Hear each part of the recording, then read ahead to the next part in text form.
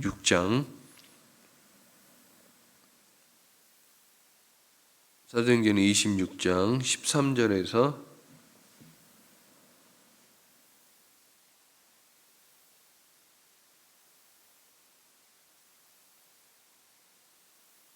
23절까지입니다.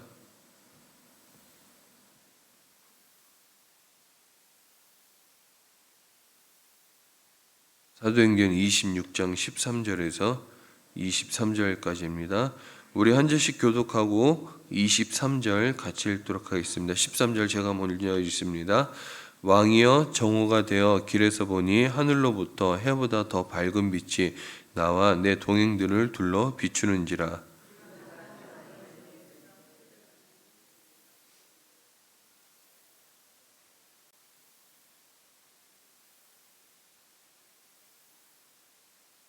내가 대답하되 주님 누구이시니까? 주께서 이르시되 나는 내가 박해하는 예수라.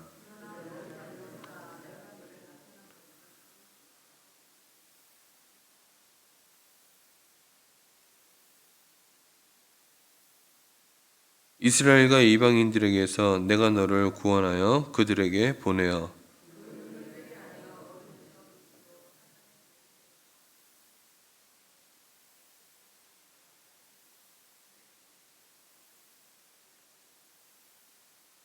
아그리파 왕이여 그러므로 하늘에서 보이신 것을 내게 거스르지 아니하고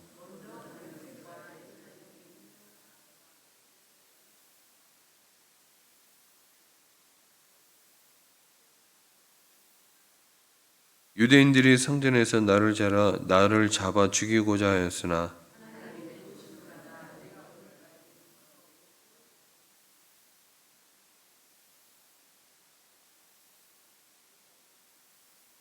같이 읽겠습니다. 곧 그리스도가 고난을 받으실 것과 죽은 자 가운데서 먼저 다시 살아나사 이스라엘과 이방인들에게 빛을 전하시리라 함이니이다 하니라. 아멘.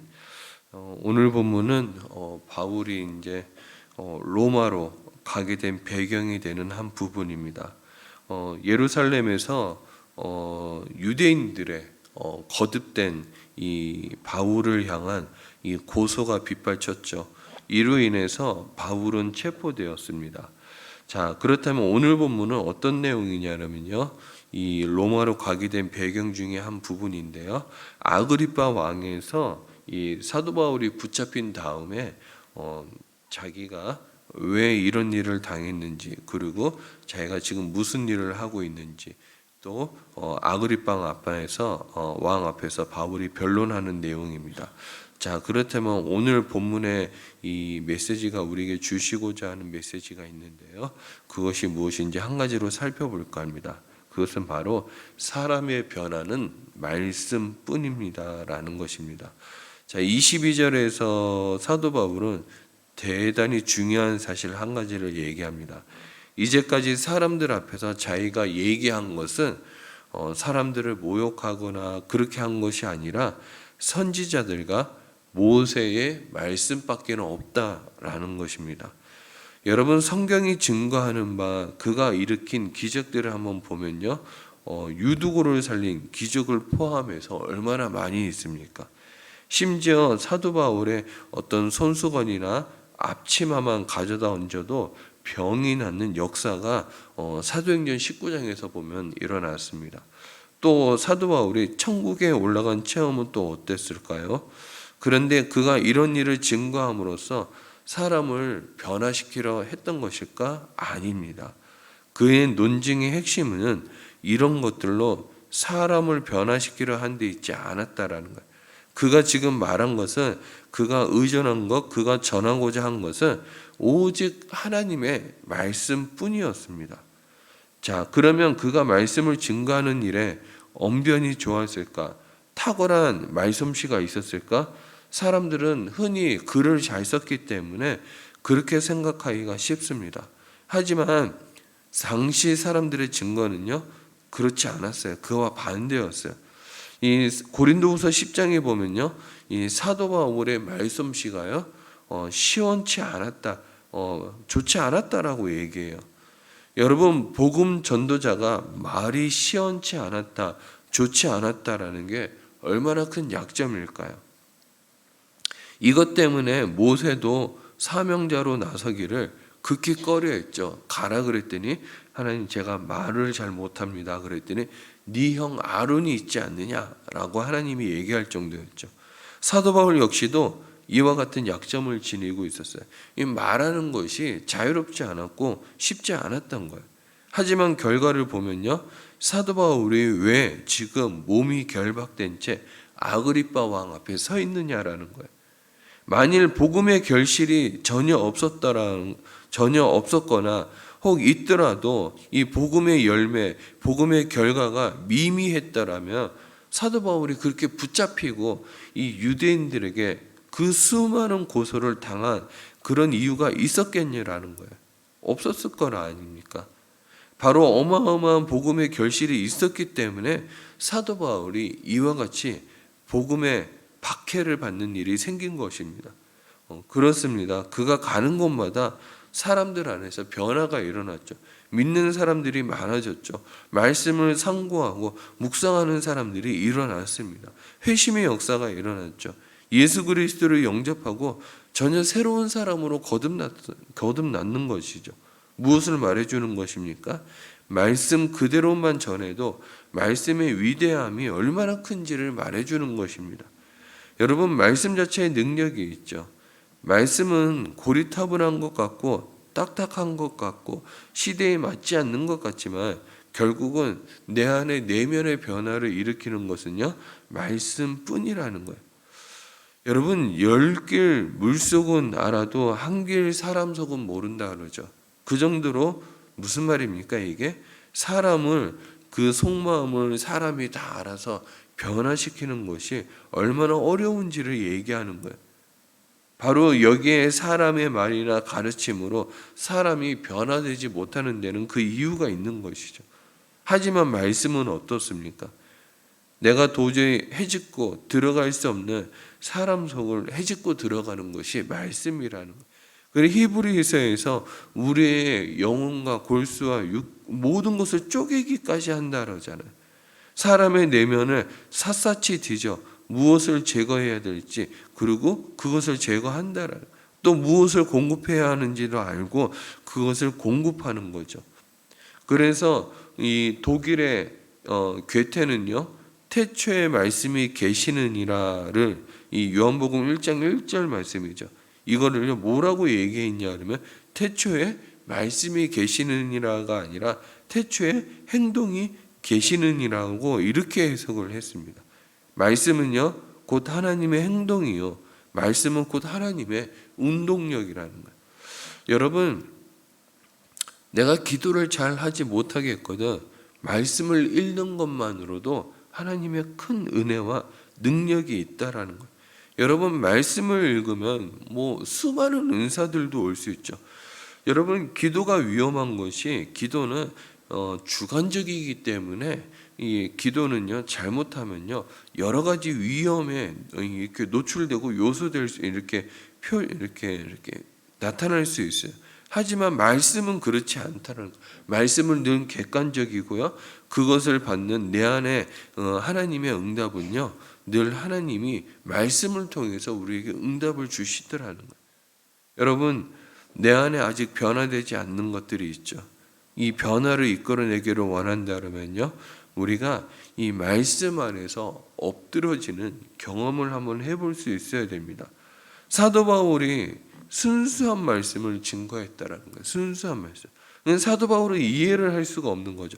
내가 순수한 복음을 전했는데, 순수한 말씀을 전했는데 이상하게 내가 그들을 박해하고 핍박하고 그들을 모욕하고 그들을 업신여긴 것이 아니었는데 순수한 말씀을 전했는데 어떻게 나에게 이런 핍박이 올 수 있었느냐라고 지금 아그리빠 왕 앞에서 그것을 얘기하고 싶었던 거예요.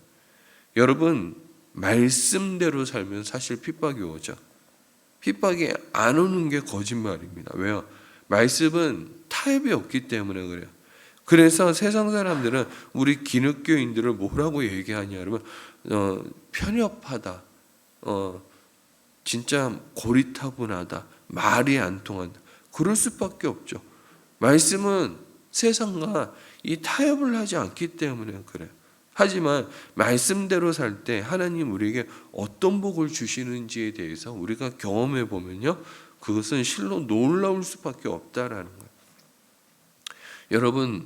여러분들이 올해 뽑은 말씀들도 있고 성경을 읽고 계시다가 하나님 나에게 주시는 말씀이 있죠.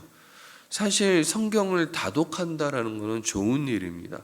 성경을 이렇게 많이 읽는다는 건 좋은 거예요. 하지만 여러분, 이제 내가 성경을 10독 이상 했고 20독 이상 했는데 성경을 계속 다독한다는 건 별로 의미가 없어요. 죄송하지만 그럴 때는요, 성경을 정독해서 하나님 나에게 주시는 말씀이 무엇인지를 정확하게 알고 그 말씀을 내 말씀으로 받아들이고 하루에 내가 어떤 말씀을 하나님 말씀으로 받아들여서 그것을 주인 삼고 그것을 따라갈지를, 그것을 아는 것이 중요한 거죠. 여러분, 성경 많이 알아서 뭐 합니까? 여러분 목사 하실 거예요? 선교사 하실 거예요? 지금 이 나이 돼서 어디 뭐 선교 나가실 거예요? 아니잖아요. 성경 많이 알아서 뭐 하시게요? 그건 내가 성경대로 실천하지 않으면 그게 무슨 의미가 있습니까? 여러분, 아무 의미 없는 거예요. 성경 많이 알면요, 위험에 노출될 수밖에 없어요. 어떤 위험이죠? 내가 바리새인 되는 거예요. 내가 그걸로 인해서 나 자신을 판단하고 사람을 판단할 수밖에 없는 서기관들과 바리새인들밖에 될 수밖에 없는 거예요. 여러분, 나이 들어서 변화되지 않는 사람의 문제점이 무엇입니까? 내 안에 하나님 주신 말씀을 알고 그 말씀대로 살아내지 못하는 사람들이 나이 들어서 판단하고 이것이 맞냐 틀리냐 이것으로 이렇게 고집을 부리는 분들이 많이 계시더라는 거예요. 저는 여러분들이 말씀을 하나를 알아도 실천할 수 있는 말씀, 또 그것으로 인해서 내 안에 변화가 있을 수 있는 말씀을 여러분들 마음에 새기셨으면 좋겠어요. 저는 여러분들이 오늘 하루 하나님 나에게 주신 말씀이 있다면요, 내 마음에 하나님 말씀을 통해서 변화가 있는 하나님 그 말씀 달라고 새벽에 기도하시기 바랍니다. 말씀을 정리하도록 하겠습니다. 사람의 변화는요, 말씀뿐입니다. 유기성 목사님도 그랬고 만나교회 김병선 목사님이 그랬죠. 이 세상에서 살아가면서 제일 큰 기적이 뭐냐? 교회 안에 다니면서 교회 안에 예수를 믿으면서 변화되지 않는 사람이 제일 큰 기적이라는 거예요. 그 말은 무슨 말입니까? 예수를 믿고 하나님 말씀대로 살며 변화는 당연한 것이라는 거예요. 변화는 당연한 것.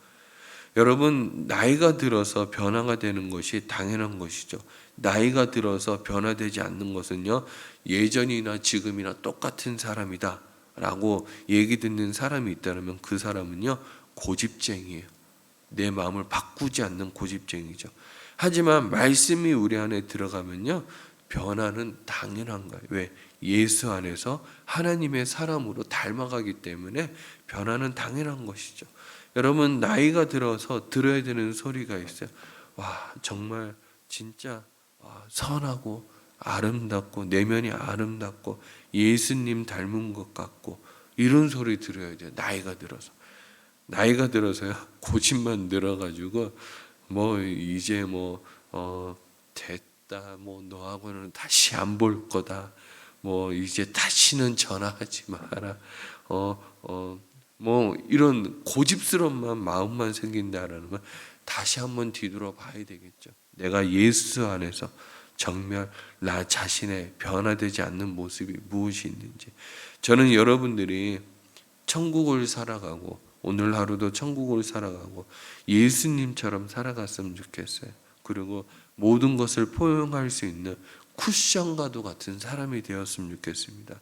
저는 여러분들이 오늘 하루 사실 때 오늘 이 새벽에 기도하시면서 하나님 주신 말씀으로 내 마음도 변화되고 오늘 하루 천국을 살아내며 또 하나님 말씀으로 승리하는 여러분들 오늘 하루의 삶이 되길 주의 이름으로 축복합니다. 기도하도록 하겠습니다.